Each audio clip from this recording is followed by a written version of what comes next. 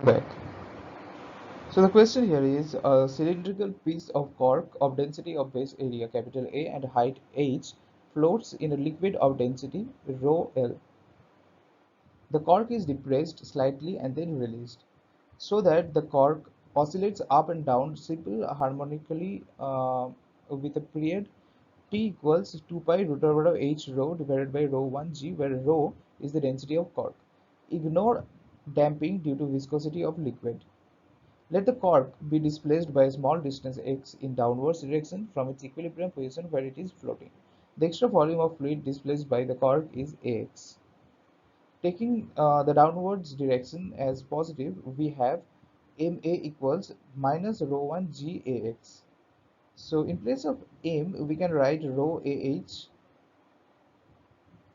Ah, and eventually, and also it is denoted by d2 with the second derivative of x, which is equal to minus rho 1 g divided by rho h into x.